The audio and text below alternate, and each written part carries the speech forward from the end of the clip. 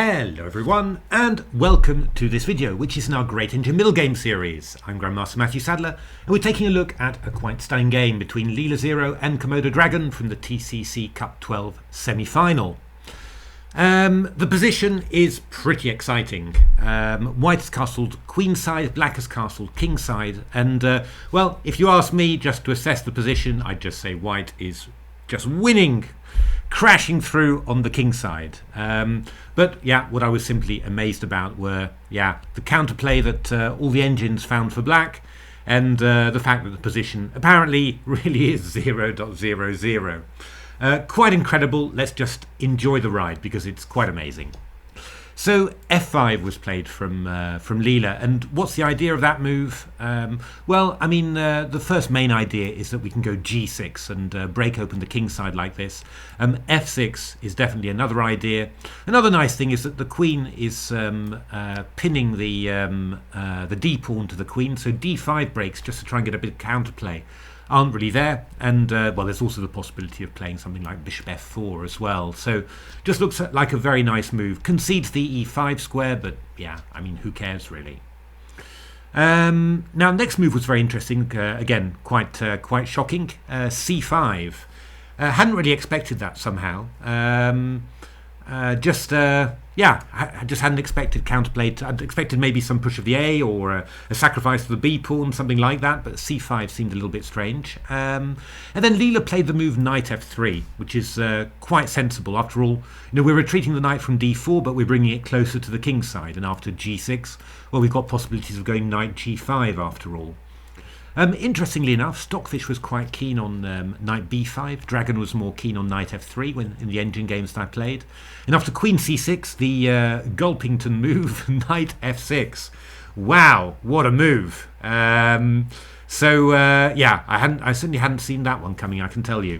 So the idea is g takes f6, g takes f6.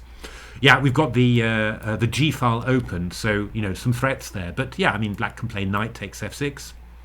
We go bishop g5, hitting the knight, knight h5, and then queen h4 here, knight g7. And annoyingly enough, the engines were just agreeing a draw in this position. Just easy draw, no possible doubt about that. Well, I let the games continue a few more moves each time, and this was the main line, bishop f6. So we're lining up on this one, d5 now. You're just basically trying to break up the attacking structure, and the amazing thing about d5 is that we've got this defensive move rook a6, hitting the bishop on f6 and also defending laterally along the third rank. So if you do something like bishop g7, I've got ideas like queen h6 check to exchange off the queens. So e5 and now bishop f5, and yeah, I mean, it's weird, right? I mean, this move, queen c6, rook a6, has forced e5, and that gives Black the possibility of blocking the g file with a piece. It's just really complex, complex defense there. And well, the way all the engine games was ending was knight d6, bishop g6, rook takes, g6 takes, and then a draw by repetition like that after knight f7. Quite a few engine games ended that way. That is amazing, isn't it? That's absolutely amazing. Yeah, just move after move is just causing me to raise my eyebrows somehow. But knight b5 and queen c6, knight f6. This was Stockfish's main idea, but just leads to a draw. So knight f3 played, and now the move c4. And yeah, I mean, this is what Black is aiming for. Very quick c3, basically to open up the queen side. I was much more expecting a4 and b3, but this is much slower. Here we've already got this threat of c3. So bishop f4, the bishop moves out of the way. We're also attacking bishop d6, so possibilities just to gain a pawn and exchange off the queens. And now this move b3, which is very nice. Yeah, I mean, you're threatening stuff like b takes a2 and then a1 queen, so White has to do something about it. And Leela decided to take and play c3, which is, again, pretty obvious. And the question is always with these moves, is Black just destroying his position, and then White's just going to end up not only with an attack on the king side, but also lots of positional advantages, or is this really doing something? Well, yeah, actually, the answer, of course, seems to be that you're really doing something. And here, actually, there's, it's one of those positions, again, where for a human, you're thinking, oh my goodness, there must only be one, narrow path to the draw. And the engines are saying, 0.00 in 10 different ways. So, rook a6 was played by Leela-Dragon in the game, just stopping bishop takes d6 and preparing a later a4 to a3. The engines also enjoyed very much a4, and after bishop d6 then queen a7. And yeah, I mean, we are just threatening a3 here, and we've already got the queen and the rook, ready on the a file to invade. And also this queen is eyeing sort of possible invasions there. So knight e5 was one of the engine lines. a3, knight takes f7, king g8. Yeah, b takes a3, amazingly enough. Yeah, this bishop is covering a3. If you take on d6, I'll take with the queen, so we're keeping together like that. Knight c5, knight h6 check, king h8, amazing. I just, the mind boggles with these complications. Bishop e5, we sacrifice the exchange and then sacrifice the bishop. Anything basically to cover this 8th rank, to stop something like rook d8. And also just to cover f7 temporarily. f6, trying to just blast open the king's side. Knight d3. Could you imagine just giving away a piece like that? Rook d3, b2 check. The point is, if you take with the king, then obviously my queen comes in. If you try and come over here, then I've got queen f2 check. So it's really, very, very difficult for white here. And then king b1, and then this amazing perpetual king b1, bishop a2. Because obviously if you take the bishop, then my queen just comes in. If you try and move over, I've got stuff like queen f2. So absolutely, simply absolutely mind-boggling, absolutely amazing. I think I remember seeing this line that if I go queen f2 check, rook e2, I've got b1. No, not b1 queen. I've got to work out how to under-promote. It's a knight check, and we're just going to end up mating. You'll just have to believe that on the board, because I'm not quite sure how to do it in chess-base. So, incredible. Absolutely incredible. Amazing lines. Just can't believe it. So that was a4 that was possible. But rook a6 was played by Leela-Dragon. And now the move e5. Another interesting idea here was to go f6, g6, and e5. So, and after bishop b7, we go knight g7. So obviously, if black takes the dark square bishop, then, well, the dark square is getting weak. So the rook moves to d8 and then e6. Now, I seem to remember that the engines agree to draw in this position, and you're just thinking, heaven's sake, a4, e7, a3. Yeah, I mean, the key point is, well, we're going to take on b2, and, obviously the white king is going to be exposed. So king d2, a takes b2, rook b1, knight e5. You want to go rook b1 to stop black from going b1 queen, and then rook a2 check. So rook b1, knight e5, takes, bishop e5, takes, queen e5, rook d6 check, knight d4, rook d8, the game goes on. Rook e8, actually this is a perpetual check, because you can't escape there. If you go to king d3 to try and run to the queen side, I go queen c2. And if you go king e3, I go queen g3 and just keep on checking with a draw. Yeah, just incredible lines. Absolutely incredible lines. I was just playing through these games, not really understanding it, to be honest, but just marveling at how it is, and enjoying the fact that chess can be this wonderful. So after e5, queen c6 played, just a sidestep. So not enough time for a5 to a4, but the queen's going to look to come into a4 and go queen a1 here. So e6 now, breaking open. We've got some lines here. F takes e6 is what Dragon played. Queen a4 was what Dragon actually played in my engine matches. King d2, knight c5 then. Knight d4 and queen a2 feels a little bit risky somehow, but the king runs away. F takes e6, king f2. So the king's, basically the whole white's attacking front has been kind of broken here. Black goes e5 and forks some pieces.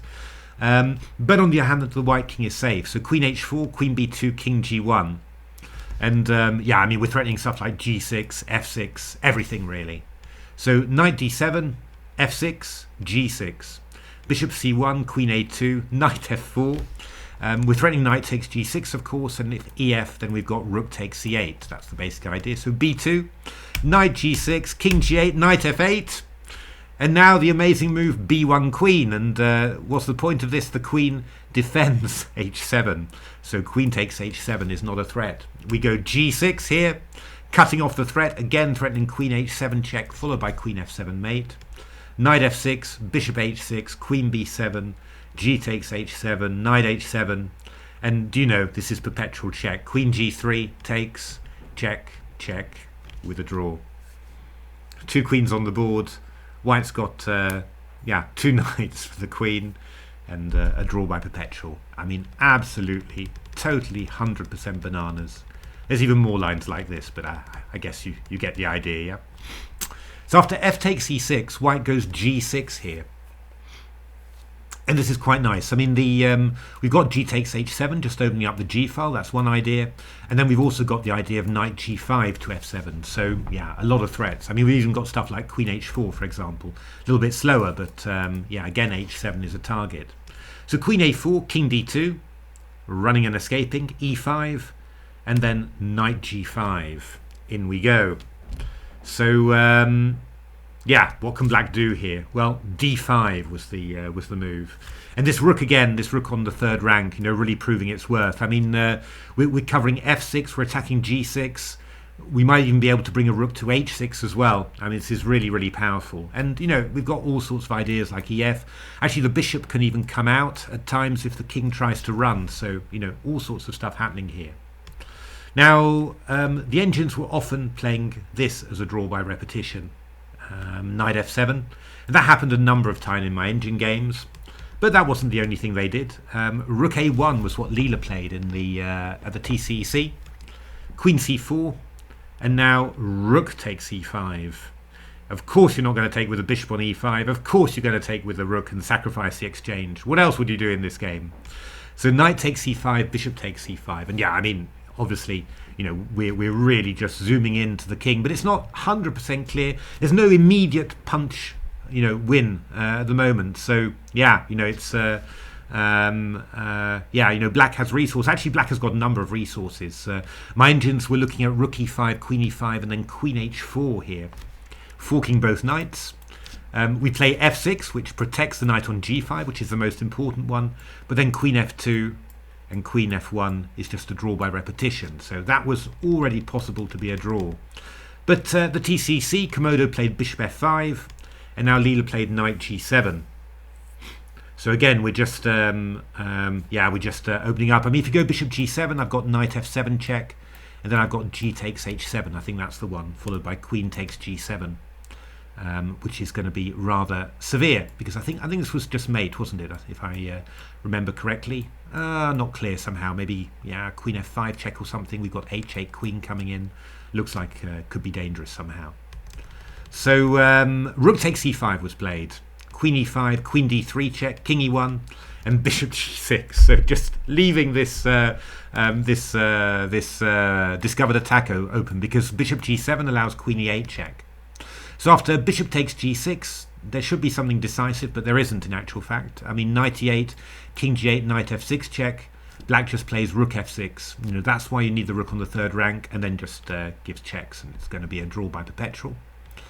And then knight e6 played, king g8, and knight f8. And this is quite good because it really just exposes the black king. There's no dark square bishop, which is a key piece to defend it. And here white has an absolutely amazing idea, which is to go rook a4. There we are, getting into the game here, and rook f4 check is the big threat. So king g8 from black, amazingly this bishop on g6, amazing defensive piece, covering e8. We go rook f4 here. And it looks like, somehow mate is going to happen sooner or later. Stuff like queen b8 check is the threat. But now black goes queen g3, king d2, and then queen g2, queen h2 is also fine. King e3, you've got all sorts of ways of drawing it, but d4 is what the engines wanted.